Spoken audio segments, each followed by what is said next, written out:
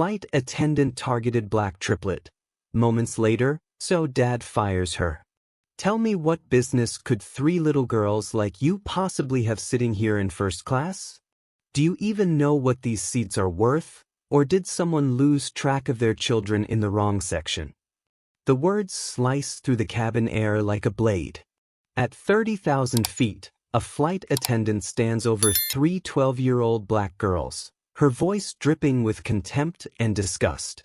Her arms are crossed, her face twisted with the kind of prejudice that makes your stomach turn. But here's what will blow your mind. Instead of crying, instead of shrinking back in fear, these 3 girls simply look at each other. Composed. They exchange a glance that says everything. She really has no idea who she's messing with. Janet Morrison, the flight attendant spewing this venom, is about to learn the most expensive lesson of her entire life. Because those 3 little girls, she just humiliated?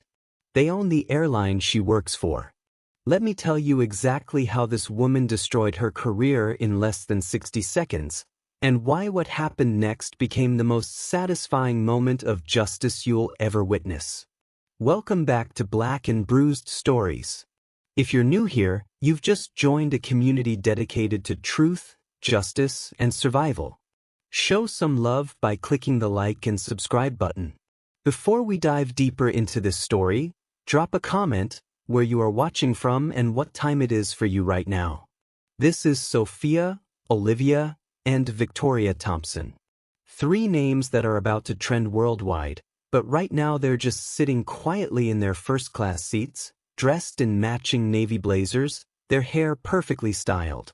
To anyone else, they look like well-behaved kids heading to visit family. But these aren't just any children. These are the daughters of Edward Thompson, the CEO and majority shareholder of Skyline Airways. Yes, the exact same airline where Janet Morrison just made the biggest mistake of her pathetic career. You see, the Thompson girls were raised completely differently from your typical billionaire kids. While other wealthy children flaunt designer everything and demand special treatment, Sophia, Olivia, and Victoria were taught something revolutionary: humility. Their parents made absolutely sure they understood that respect is earned through character, not purchased with credit cards. Every single quarter, these girls have a beautiful tradition. They surprise their father at board meetings, sitting quietly in the back, absorbing how real business works. It's Edward Thompson's way of preparing his daughters for the empire they'll inherit someday. Today was supposed to be just another one of those learning experiences. But Edward had no idea his daughters were even on the plane. He was drowning in the biggest crisis of his business career, a vicious, hostile takeover attempt that threatened to destroy everything he'd built from the ground up. Emergency meetings, desperate phone calls, millions of dollars hanging by a thread. The last thing he could have imagined was that his 3 precious daughters were about to face the ugliest kind of discrimination on one of his own aircraft. Here's the brilliant part. The girls' tickets were booked under their mother's maiden name, Johnson. Another one of those humility lessons their parents insisted on. No special treatment. No, do you know who my father is? Nonsense. They earned respect through their behavior, not their bloodline.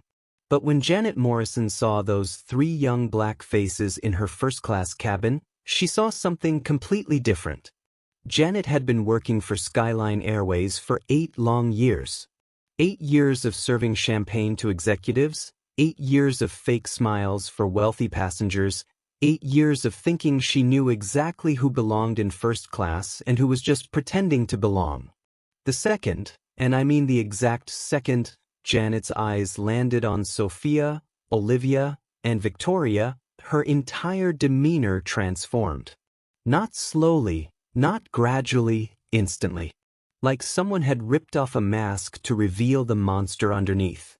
Her professional smile died, replaced by pure, undiluted hatred. And then she said those 2 words that exposed her rotten soul to everyone within earshot. Of course, figures. Not, welcome to Skyline Airways. Not, how can I assist you today? Just raw, disgusting prejudice wrapped up in 2 words that told passengers everything they needed to know about who Janet Morrison really was. Here's what makes this even more infuriating. It had nothing to do with the girls' behavior. Sophia, Olivia, and Victoria had been perfect passengers. Polite, quiet, well-dressed, respectful. They'd done absolutely nothing except commit the unforgivable sin of existing while black in a space where Janet decided they didn't belong. But Janet had no clue what kind of storm she just unleashed. She didn't know that this wasn't just any board meeting Edward Thompson was rushing to attend. This hostile takeover was massive. Competitors were circling like hungry sharks, looking for any weakness, any scandal, any excuse to claim Skyline Airways was poorly managed and ripe for destruction. Captain Rodriguez was in the cockpit, completely focused on his pre-flight routine. This man had flown the Thompson family dozens of times over the years. Edward Thompson wasn't like others. He actually knew his employees' names, asked about their children, genuinely cared about the people who made his company successful. Rodriguez had nothing but respect for the man. If Captain Rodriguez had known the Thompson girls were in his cabin, he would have personally made sure they were treated like the royalty they actually were. But he had no idea. Nobody did. The other first-class passengers were settling in, checking phones, opening laptops, completely oblivious to the fact that they were about to witness one of the most spectacular career implosions in aviation history. Businessmen, families, travelers, all of them just trying to get somewhere, with no idea they were about to become witnesses to a discrimination disaster that would make international headlines. The plane doors sealed. Engines roared to life. And somewhere in that first-class cabin, 3 12-year-old girls who literally owned the metal tube they were sitting in prepared to face hatred that would shock the entire world. Janet Morrison was about to discover that racist assumptions don't just hurt other people, they can obliterate your entire existence in a matter of minutes. But what these incredible girls did next didn't just shut her up, it changed everything. If you're already furious about what you've heard so far, smash that subscribe button because what happens next will restore your faith in justice. And tell me in the comments, have you ever seen discrimination this blatant? What would you have done if you were sitting in that cabin? Because the revenge these 3 girls delivered was absolutely perfect. Now here's where Janet Morrison made her second catastrophic mistake. You'd think after that opening insult, she might back down, maybe realize she'd crossed a line. But no, this woman was just getting started on the most spectacular career suicide in aviation history. The Triplets' response to her venomous question was nothing short of masterful. Instead of getting defensive, instead of raising their voices, Sophia simply looked up at Janet with the kind of calm confidence that comes from knowing exactly who you are. "We're here on business," she said quietly, her voice steady as steel. "Family business." That should have been Janet's cue to apologize, to back away, to recognize that maybe she'd made an assumption she shouldn't have. But watching Janet's face at that moment was like watching someone's soul rot in real time. The calm, dignified response from a 12-year-old girl didn't humble her, it enraged her. You could see the wheels turning in Janet's twisted mind. How dare these children speak to her with such composure? How dare they not cower under her authority? In her warped worldview, their confidence was somehow offensive, their dignity somehow threatening. So Janet doubled down in the most disgusting way possible. "Oh really?" Janet's voice dripped with sarcasm as she towered over the seated girls.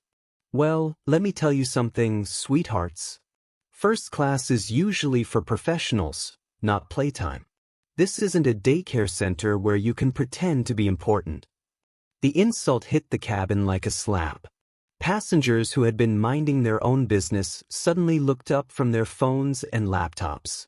The businessman across the aisle lowered his Wall Street Journal. The elderly woman near the window stopped adjusting her seat.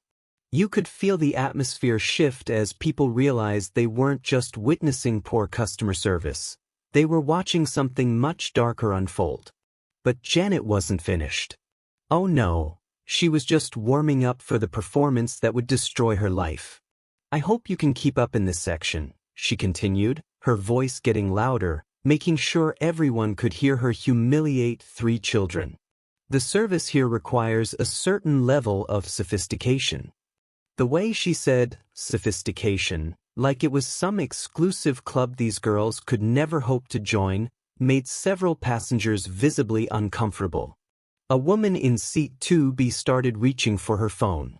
The man behind the triplets stopped typing on his laptop and began listening intently.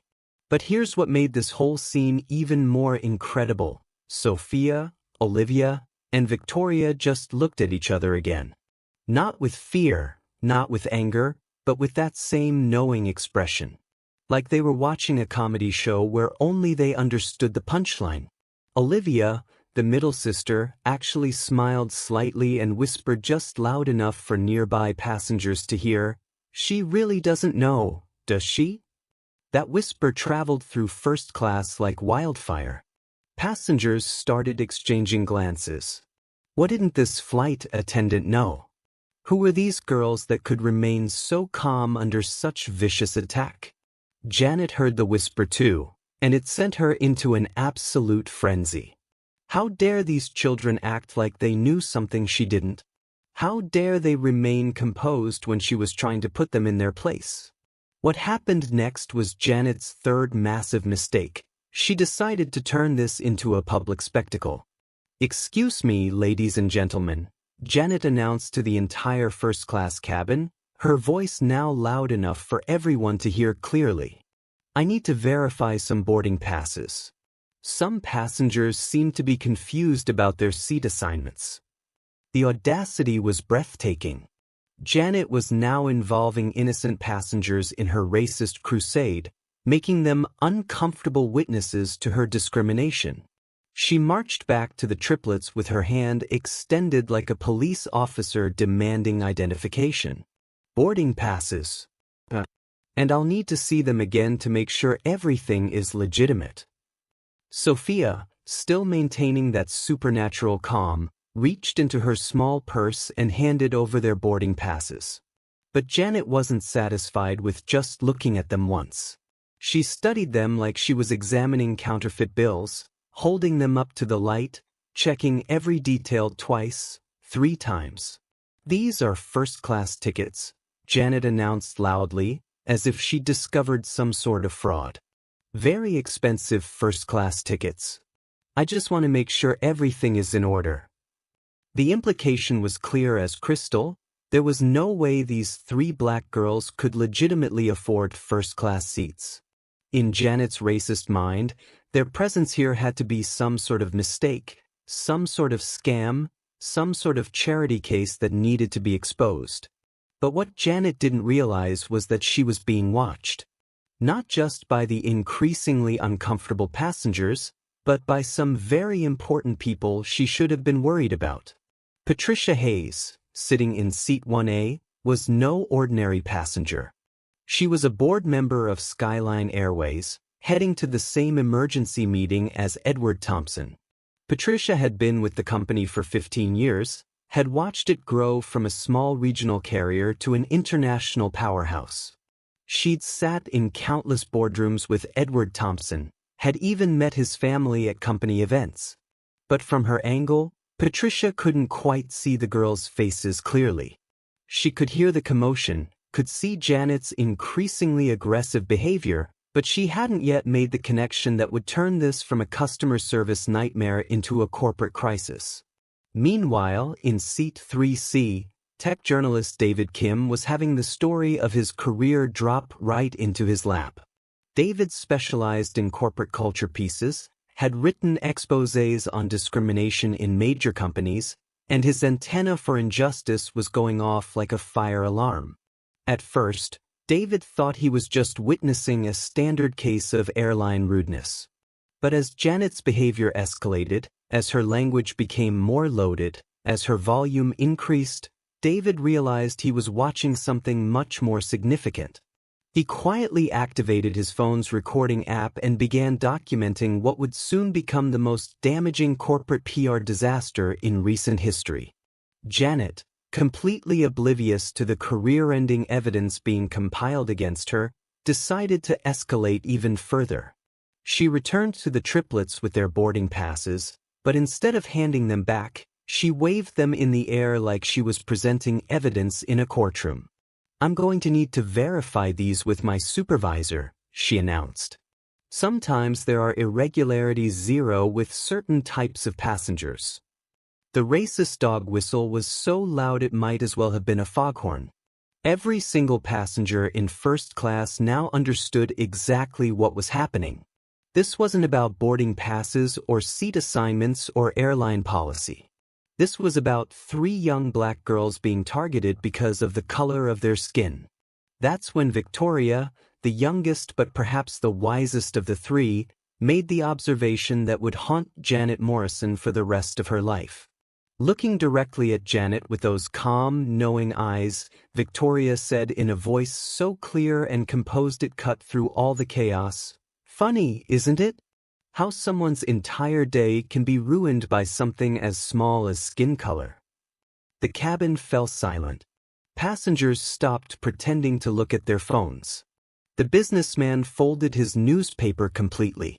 Even the flight's engine noise seemed to fade as those words hung in the air like truth serum.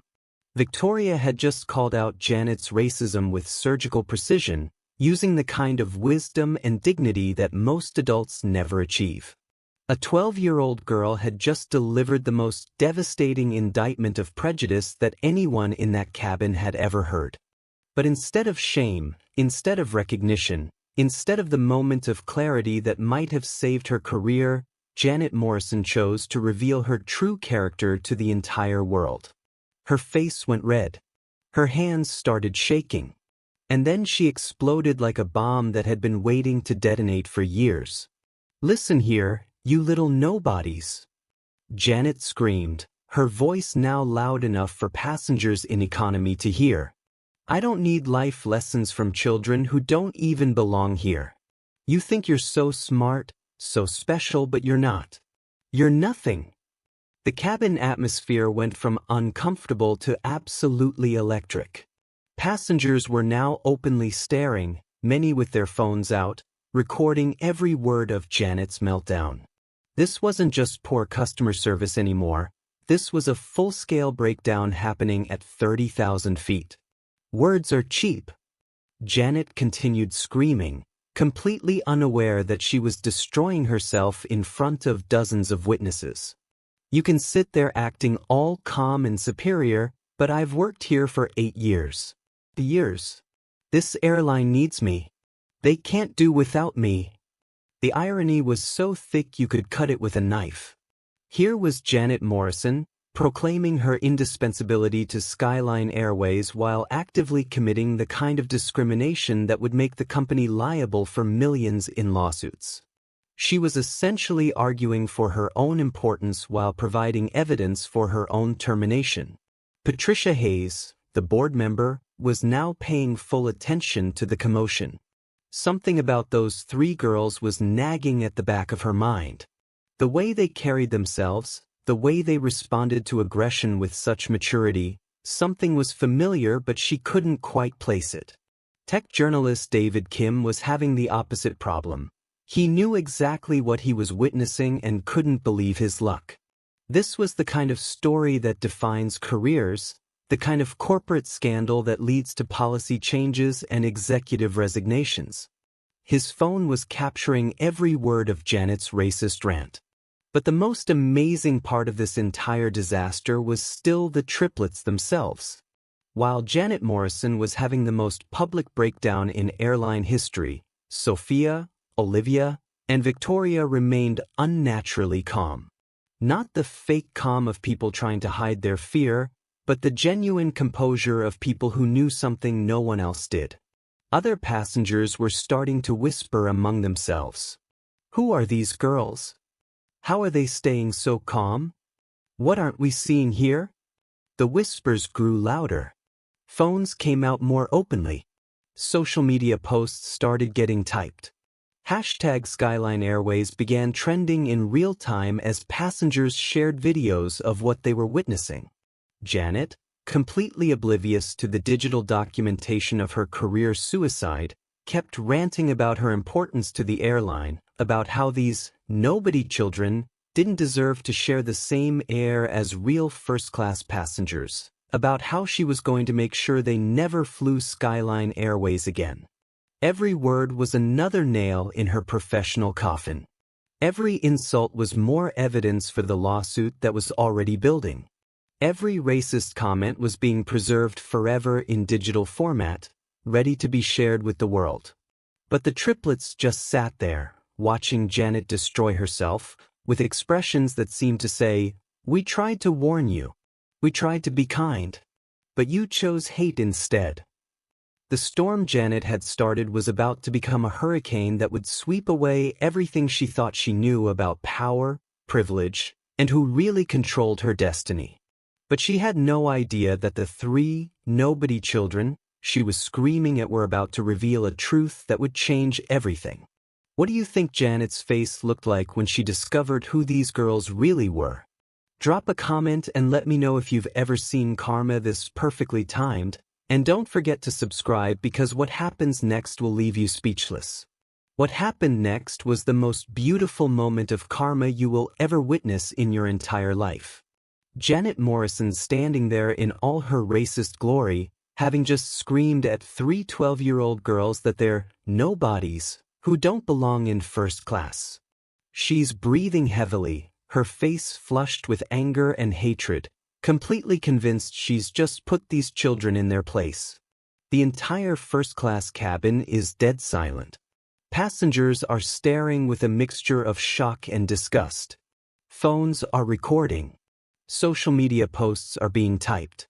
And Janet, completely oblivious to the career-ending evidence mounting against her, is actually smiling with satisfaction. But then something extraordinary happens.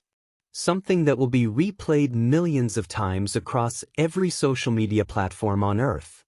Sophia Thompson, the eldest of the triplets, slowly rises from her seat. Not frantically, not aggressively, not with any of the drama that Janet had been spewing for the past 20 minutes. She stands with the kind of quiet dignity that commands respect, the kind of presence that instantly makes everyone in the room pay attention. At 12 years old, Sophia carries herself like royalty.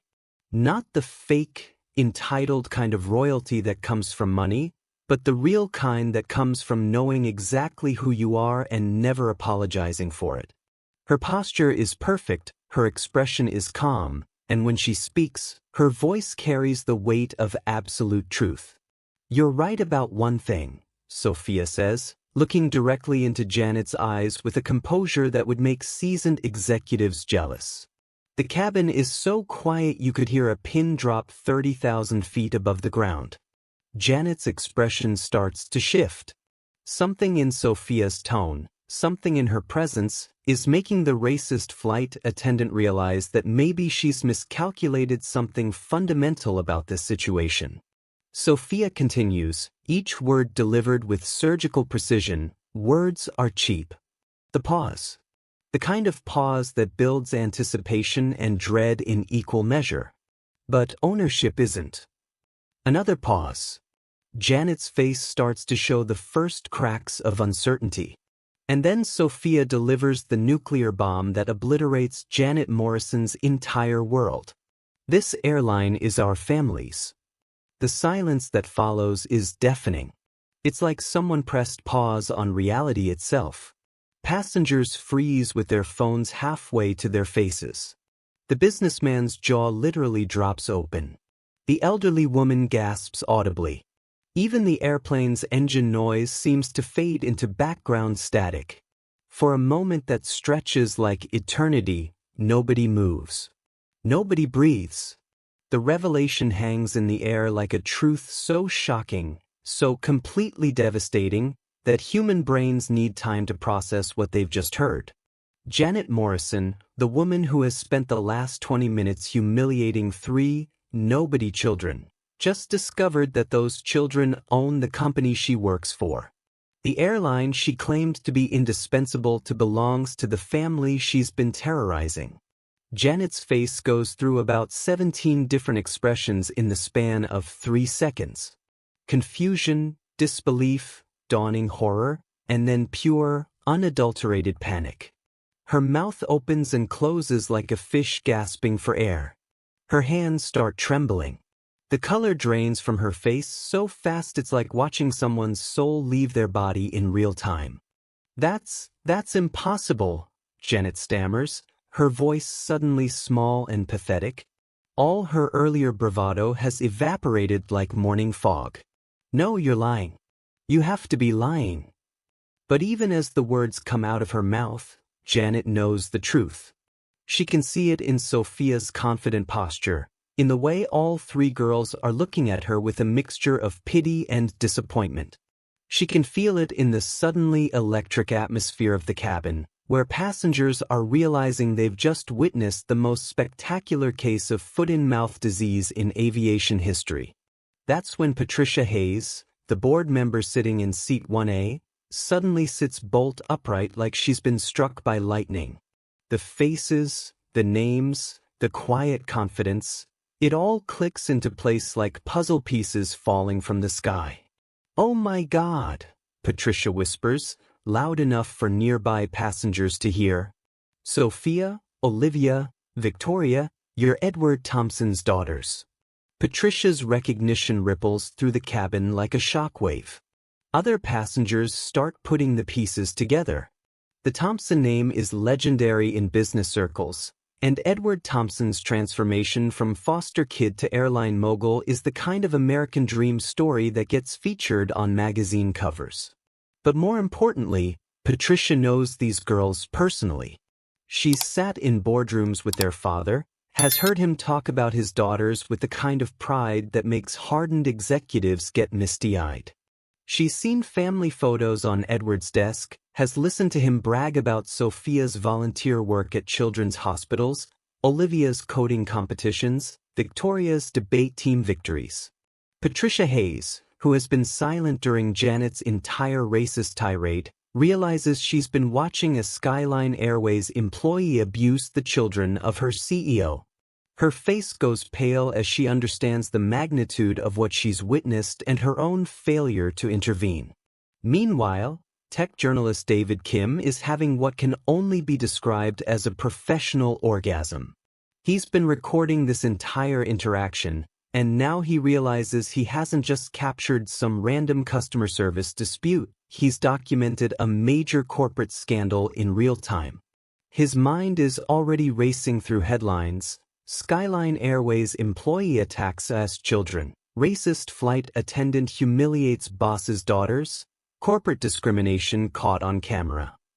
David starts typing frantically on his phone, uploading videos to every platform he can think of. Twitter, Instagram, TikTok, LinkedIn. Within minutes, the footage of Janet's racist breakdown is starting to spread across the internet like wildfire. But Janet Morrison, standing there in the middle of her career's funeral, is still trying to deny reality. Her racist worldview is so deeply ingrained that she literally cannot accept that 3 young black girls could own anything, let alone a major airline. "Your kids," Janet says desperately, grasping at straws. "Kids don't own airlines. This is some kind of joke, some kind of setup."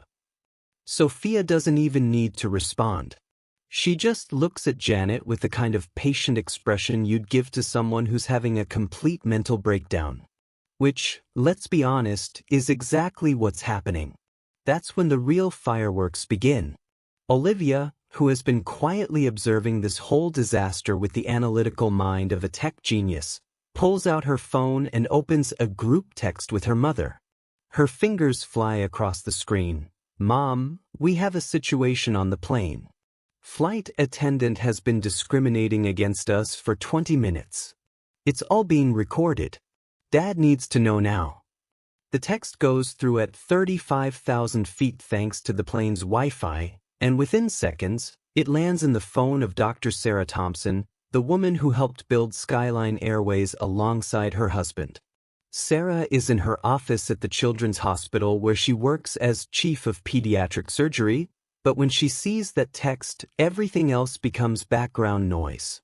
Sarah immediately calls the emergency line at Skyline Airways headquarters. Not the customer service line, not the complaints department, the direct emergency line that connects straight to the executive suite. "This is Sarah Thompson," she says when the call connects. "My daughters are being discriminated against by one of your flight attendants on flight SA 847. I need my husband contacted immediately, and I need that employee suspended before this becomes national news." The headquarters executive who takes the call feels his stomach drop into his shoes. The COS daughters being discriminated against by their own employee is the kind of nightmare scenario that makes corporate lawyers wake up in cold sweats. He immediately patches Sarah through to the flight's communication system and simultaneously sends an emergency alert to Edward Thompson's assistant. Meanwhile, in the emergency board meeting that Edward Thompson is attending, his phone buzzes with the kind of urgent alert that stops everything. His assistant slips him a note. "Your daughters are on flight SA 847 and there's an incident involving discrimination by flight crew. Your wife is on the emergency line." Edward Thompson, the man who built an airline empire from nothing, feels his blood pressure spike to dangerous levels. He immediately steps out of the boardroom and patches into the flight's communication system, his voice carrying the kind of authority that makes grown executives tremble. At the same time, Captain Rodriguez in the cockpit receives an emergency communication from headquarters that makes his blood run cold. He's been flying for Skyline Airways for 12 years, has personally flown the Thompson family dozens of times, and the idea that someone on his crew has been discriminating against the CEO's daughters makes him physically ill. Rodriguez immediately patches into the cabin intercom system, his voice carrying into first class where Janet Morrison is still trying to deny reality. "Flight Attendant Morrison, report to the front of the aircraft immediately. We have an urgent communication from headquarters." But the real chaos is happening back at Skyline Airways headquarters, where the social media monitoring team is watching their worst nightmare unfold in real time. David Kim's videos are spreading faster than a California wildfire, with hashtags like #SkylineScandal and #RacistFlightAttendant trending on multiple platforms simultaneously. The company's stock price, which was already under pressure from the hostile takeover attempt, starts fluctuating wildly as investors react to the unfolding scandal. Trading algorithms pick up the negative sentiment and begin automated selling. Within minutes, Skyline Airways has lost millions in market value because one racist employee couldn't control her prejudice. Janet Morrison, still standing in the middle of first class like a deer caught in headlights, finally starts to understand the magnitude of her mistake. The color has completely drained from her face, and she's beginning to shake like a leaf in a hurricane.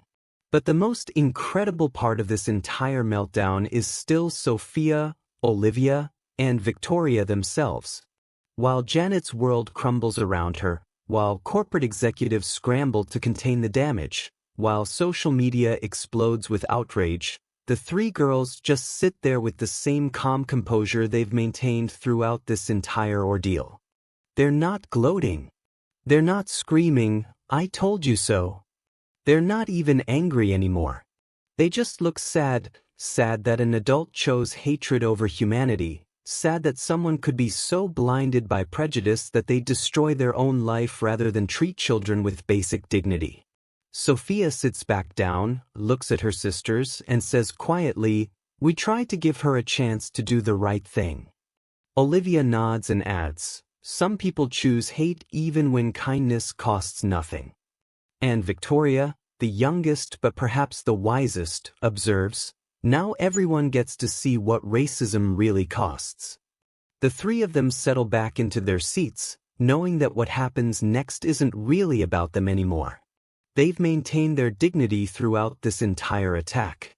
They've shown more maturity than most adults ever will. They've proven that grace under pressure isn't about age, it's about character. Janet Morrison, meanwhile, is about to learn that discrimination doesn't just hurt the people you target, it destroys the person doing the discriminating. Her 8-year career is about to become a cautionary tale told in corporate training sessions for decades to come. The cabin is still silent, but now it's a different kind of silence. It's the silence of people realizing they've witnessed something that will be talked about for years. It's the silence of passengers understanding that they've just seen the most perfect example of karma in action. And somewhere in that silence, you can almost hear the sound of Janet Morrison's career dying a very public, very deserved death. Have you ever seen someone's prejudice backfire this spectacularly? Let me know in the comments what you think Janet's next move should be, and make sure you subscribe because what happens next will blow your mind completely. What happens next is the most satisfying moment of justice you'll ever witness. Janet Morrison standing in that first-class cabin, her entire world crashing down around her, finally understanding that she just spent 20 minutes racially abusing the daughters of her own CEO. Her face has gone from racist confidence to absolute terror, and she's about to learn that some mistakes can't be undone, some words can't be taken back, and some careers can't be saved. The silence in the cabin is deafening. 40 passengers are staring at Janet like she's an alien species they've never encountered before. Phones are recording her meltdown from every angle. Social media is exploding with her racist tirade. And Janet Morrison, the woman who thought she was untouchable, is beginning to understand that she's just committed professional suicide in the most public way possible. That's when Captain Rodriguez's voice cuts through the cabin air like a sword of justice. The intercom crackles to life with the kind of authority that makes everyone instantly pay attention. His voice is steady, professional, but underneath you can hear barely controlled anger. Flight Attendant Morrison, report to the cockpit immediately. 7 words. Just 7 simple words that everyone in first class knows mean one thing and one thing only: Janet Morrison is done. Finished. Her career just died in front of 40 witnesses at 35,000 feet. The passengers exchange knowing glances. In airline culture, when a crew member gets called to the cockpit during a flight, it's never good news. But when it happens immediately after that crew member has been caught discriminating against passengers, everyone knows exactly what's about to happen. Janet's legs start shaking. She tries to speak, tries to say something, anything, but the words won't come. Her mouth opens and closes like she's drowning in air. The confident, racist flight attendant who was screaming at children just minutes ago has been replaced by a terrified woman who finally understands the magnitude of her mistake. But before Janet can even take a step toward the cockpit, another voice comes through the intercom. This one is different, deeper, more authoritative, carrying the kind of power that makes corporate executives around the world recognize it instantly. Ladies and gentlemen, this is Edward Thompson, CEO of Skyline Airways. The cabin atmosphere goes from tense to absolutely electric. Passengers straighten in their seats. Phones pivot toward the speakers. Everyone realizes they're about to hear something historic, a CEO personally addressing a discrimination incident involving his own children in real time. I want to personally address what has happened on this flight today, Edward continues, his voice carrying across the cabin with the weight of absolute authority. I have been informed that my 3 daughters, Sophia, Olivia, and Victoria Thompson, have been subjected to discriminatory treatment by one of our employees. Janet Morrison looks like she's about to faint. The color has completely drained from her face, and she's swaying slightly like she might collapse right there in the aisle.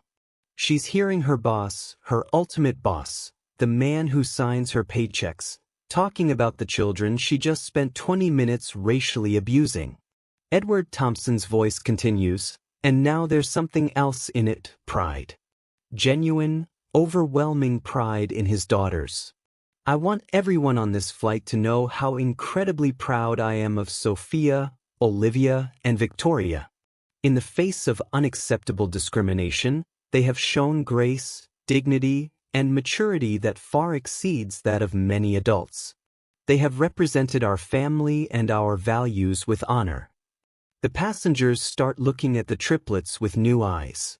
These aren't just 3 kids who got mistreated. These are 3 young women who maintain their composure under the kind of racist attack that would make most adults lose their minds. They sat there, took the abuse, never raised their voices, never lost their dignity, and then delivered the most devastating comeback in aviation history. Sophia, Olivia, and Victoria just sit there listening to their father's words with the same calm composure they've maintained throughout this entire ordeal. They're not smirking, not gloating, not celebrating Janet's downfall. They look almost sad that it came to this. But Janet Morrison is having a complete breakdown. The reality of her situation is finally hitting her like a freight train. She just racially abused the SOS children.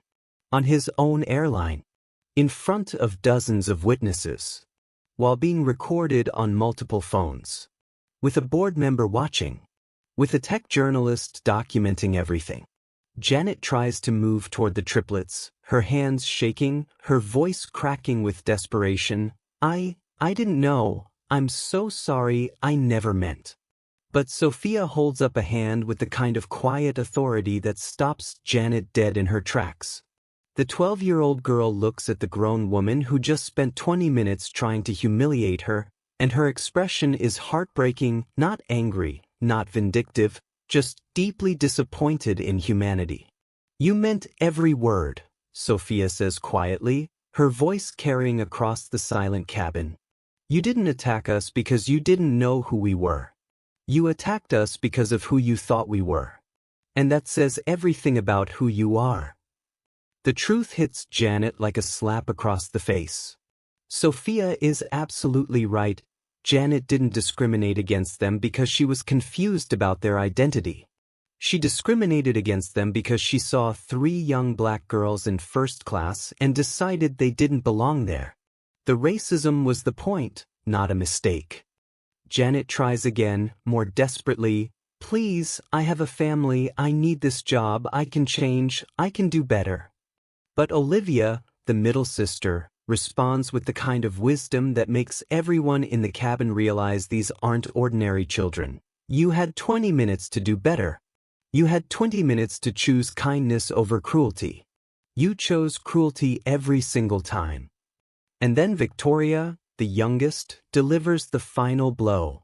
Our skin color didn't change during this flight. Your treatment of us got worse as you learned we wouldn't be intimidated. That's not a mistake, that's who you are. 3 12-year-old girls have just delivered a masterclass in dignity, grace, and truth-telling that most adults could never achieve. They've taken the worst kind of discrimination and responded with the kind of composure that would make philosophers proud. Janet Morrison collapses into a nearby seat, finally understanding that there's no way back from this. She's not just losing her job, she's becoming a cautionary tale. Her racist rant is already spreading across social media faster than she can comprehend. Her name is being attached to discrimination and hatred in a way that will follow her forever. Captain Rodriguez's voice comes back over the intercom. Flight Attendant Morrison, you are relieved of duty effective immediately. Please gather your belongings and report to the galley where you will remain for the rest of this flight. It's over. 8 years of employment, gone. A career in aviation, finished. Reputation, destroyed. All because Janet Morrison couldn't see 3 young black girls without letting her racism poison her judgment. As Janet slowly stands to walk toward the galley, passengers start whispering among themselves. You can hear fragments of conversation throughout the cabin. She ruined her own career just because of skin color. Those girls handled that better than most adults would.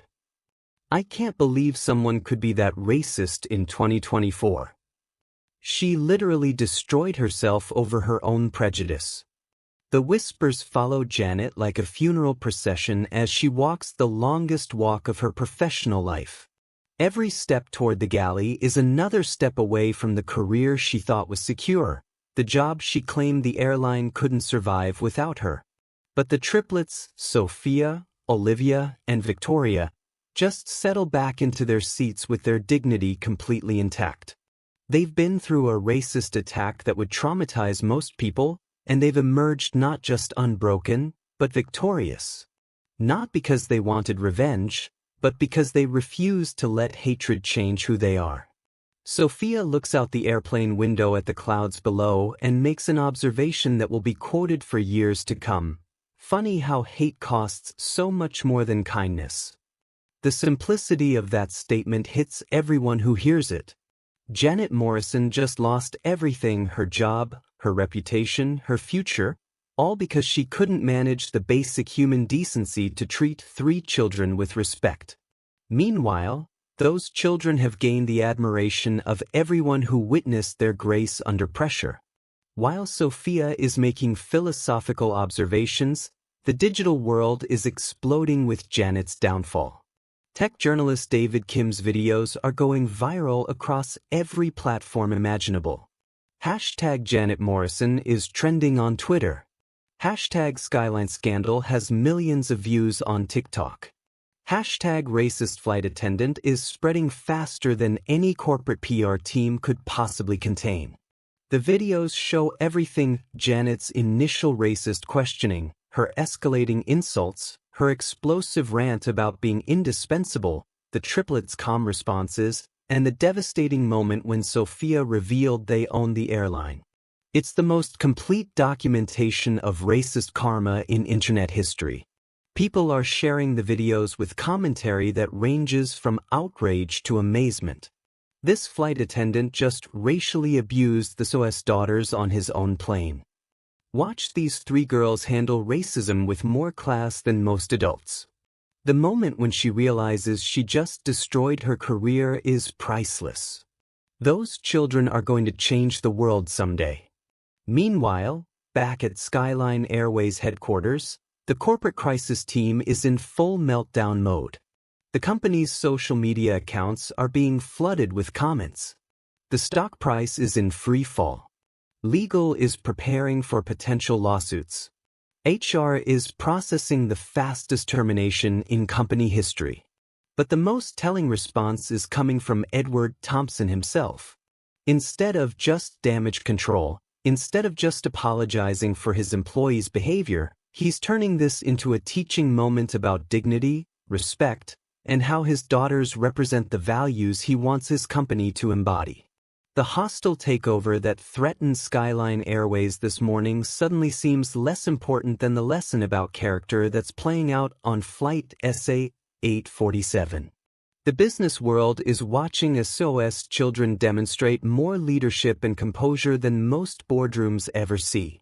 Janet Morrison, sitting alone in the galley, finally starts to understand what those girls meant when they kept saying she didn't know who she was messing with. It wasn't a threat about wealth or power, it was a statement about character. She was attacking children who had been raised to respond to hatred with dignity, to meet discrimination with grace, to answer cruelty with wisdom. And now, as the plane continues toward its destination, Janet has hours to sit alone and contemplate how 20 minutes of racism just cost her everything she thought she couldn't lose. Her career is over. Her reputation is destroyed. Her future is uncertain. All because she couldn't treat 3 children with the basic respect that every human being deserves. The triplets, meanwhile, are probably already thinking about what they'll tell their father when they see him. Not about revenge, not about punishment for Janet, but about what this experience taught them about courage, about standing up to bullies, about maintaining your dignity when someone tries to take it away. The most incredible part of this entire story isn't that racism got exposed, it's that 3 12-year-old girls showed the entire world what real strength looks like.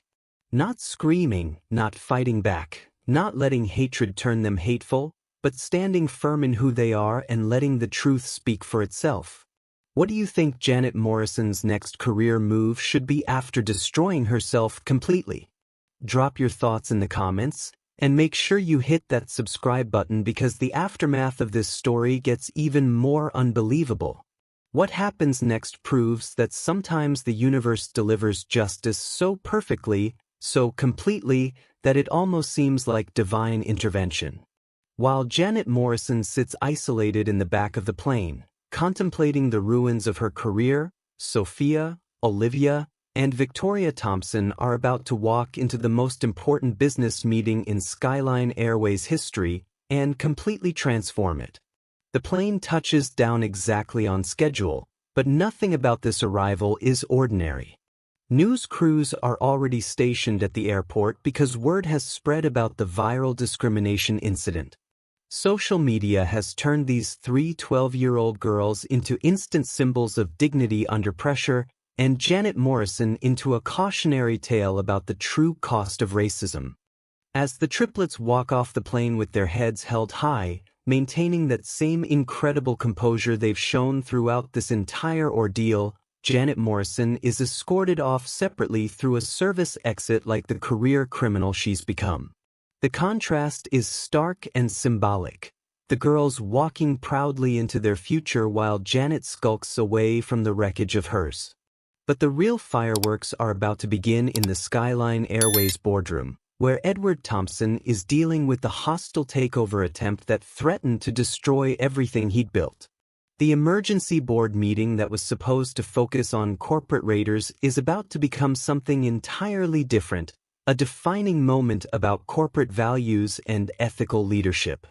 Edward Thompson stands at the head of the polished conference table, surrounded by board members, lawyers, financial advisors, and the vultures trying to take over his company. The atmosphere is tense, filled with the kind of corporate warfare that destroys careers and erases legacies. Millions of dollars hang in the balance, and everyone in the room knows it. But then the conference room doors open, and Sophia, Olivia, and Victoria Thompson walk in with their quiet dignity intact. The room falls silent as board members realize these are the children who just faced down racist discrimination with more grace than most adults could ever muster. Edward Thompson's face transforms when he sees his daughters. The stress, the anger, the corporate pressure, it all melts away as he looks at these three incredible young women who just taught the world what real strength looks like. He crosses the room and embraces them, and you can see in his eyes that no hostile takeover, no corporate crisis, no business emergency could ever matter as much as his children's well-being. Before we continue with any other business, Edward announces to the room, I want every person in this boardroom to understand what just happened on one of our aircraft. My daughters were subjected to the most vicious racist discrimination I've ever witnessed, and they handled it with more dignity and wisdom than most of the executives I work with. The board members shift uncomfortably in their leather chairs. Patricia Hayes, who witnessed the entire incident, begins describing what she saw, the systematic harassment, the escalating racism, the complete professional meltdown of a Skyline Airways employee. Her voice shakes with emotion as she recounts how three children maintained their composure while an adult tried to destroy them. The corporate raiders who came here to argue about stock prices and profit margins suddenly realize they're in a room with living examples of the values they're trying to attack. How do you argue for a hostile takeover when the SOS children just proved that character matters more than quarterly earnings? This incident, Edward continues, has shown me exactly who we are as a company and who we want to be. Any organization that employs someone capable of racially abusing children is an organization that needs fundamental change. The room erupts into immediate action. Board members who were divided on corporate strategy suddenly unite around something more important, making sure this never happens again. An emergency vote is called, not about the hostile takeover, but about Janet Morrison's immediate termination with cause. The vote is unanimous and swift. Janet Morrison, who hours ago was claiming the airline couldn't survive without her, is officially terminated for gross misconduct, discrimination, and violation of every corporate policy Skyline Airways has ever written. But it doesn't stop there. The board's legal counsel explains that termination for discrimination violations means Janet won't just lose her job, she'll lose her unemployment benefits, her severance package, her healthcare coverage, and any possibility of positive references. Her racist rant has cost her everything she thought employment provided. Meanwhile, something extraordinary is happening outside the boardroom. Social media is exploding with support for Skyline Airways' response to the discrimination incident. The videos of Sophia, Olivia, and Victoria handling racism with such incredible grace have touched millions of people worldwide. #SkylineValues is trending globally as people praise the airline for standing behind their principles. The stock price, which had been falling due to the hostile takeover threat, suddenly reverses course and begins climbing rapidly. Investors are buying Skyline Airways stock not because of profit projections or quarterly reports, but because they want to invest in a company that stands for dignity, respect, and ethical leadership. The hostile takeover attempt, which seemed so threatening this morning, collapsed completely. Who wants to take over a company when the entire world is watching and supporting its ethical stance? The corporate raiders who came here to strip the company for parts suddenly find themselves facing a business that's stronger than ever, backed by public support they never anticipated. Edward Thompson looks at his daughters and realizes that what started as his worst corporate crisis has become his greatest victory. Not because he defeated business rivals, but because his children showed the world what the Thompson family and Skyline Airways really stand for. But while the Thompsons are experiencing triumph, Janet Morrison's downfall is just beginning to accelerate in ways she never could have imagined. Within hours of her termination, Janet discovers that her racist rant hasn't just cost her this job, it's made her unemployable across the entire aviation industry.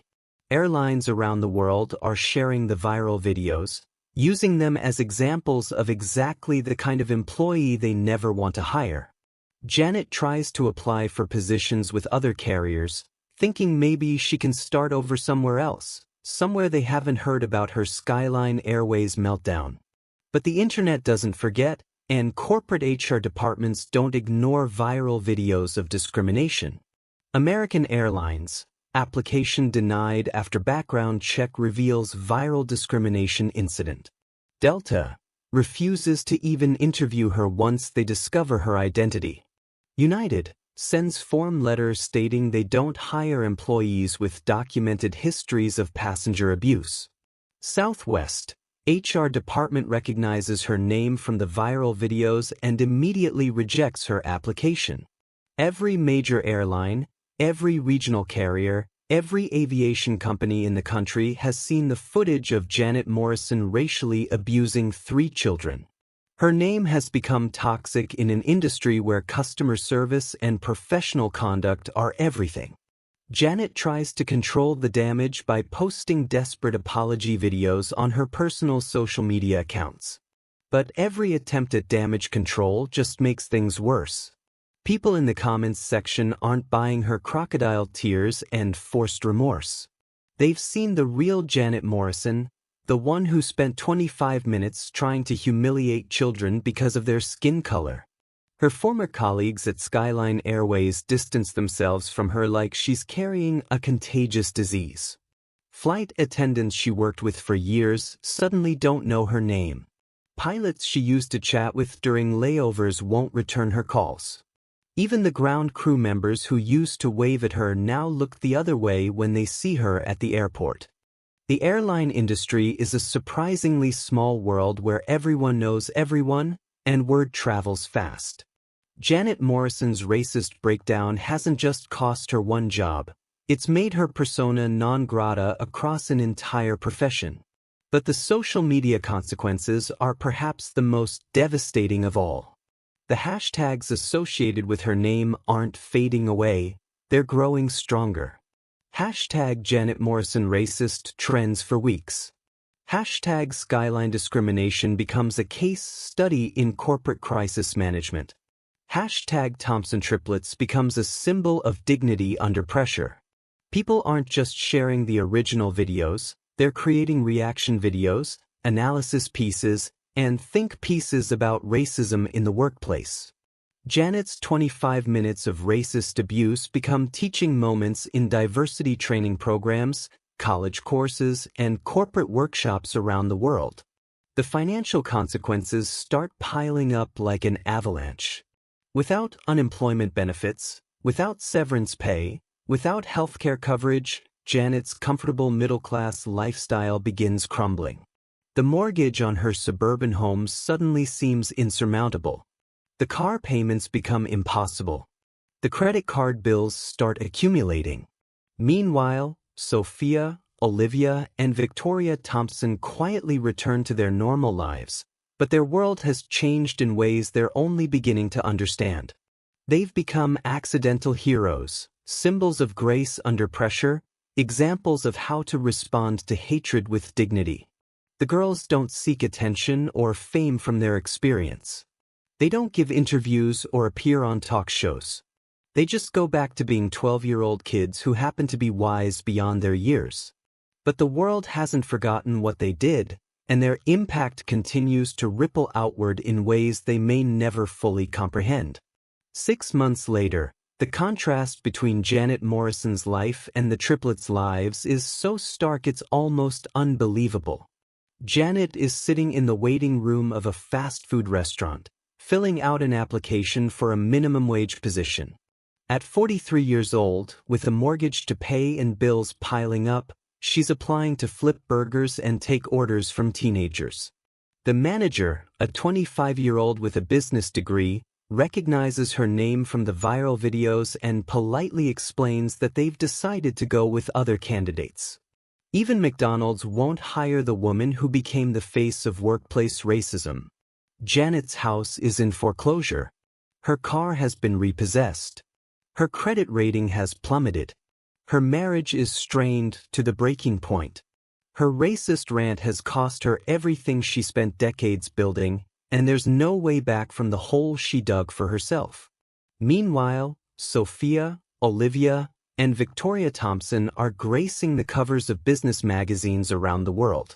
Not because of their father's success, but because of their own incredible demonstration of character under pressure. Forbes features them in an article about the next generation of ethical leaders. Time magazine includes them in their People Who Mattered issue. Harvard Business School requests interviews for a case study on dignity in crisis situations.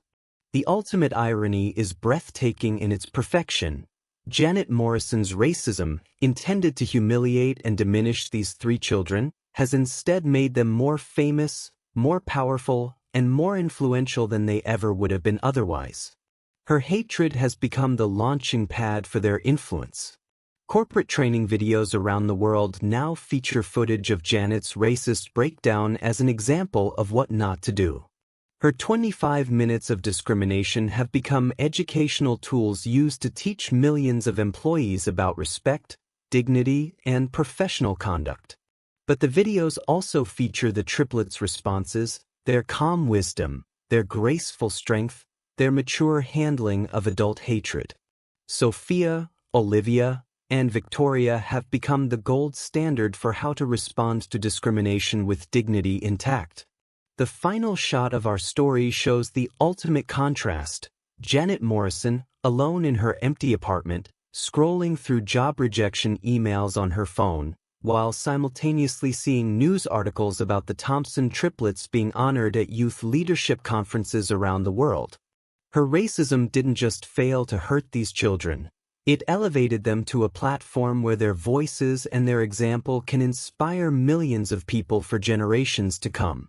Meanwhile, her hatred destroyed the person who chose to embrace it. As the screen fades to black, one final truth emerges with crystal clarity. Racism doesn't just hurt the people it targets, it completely destroys the person who chooses to practice it. Janet Morrison learned this lesson in the most public, most permanent, most devastating way possible. And 3 12-year-old girls proved that dignity, grace, and character will always triumph over hatred in the end. What do you think is the most important lesson from Janet's complete downfall? Drop your thoughts in the comments below, and don't forget to subscribe if this story of perfect karma restored your faith in justice.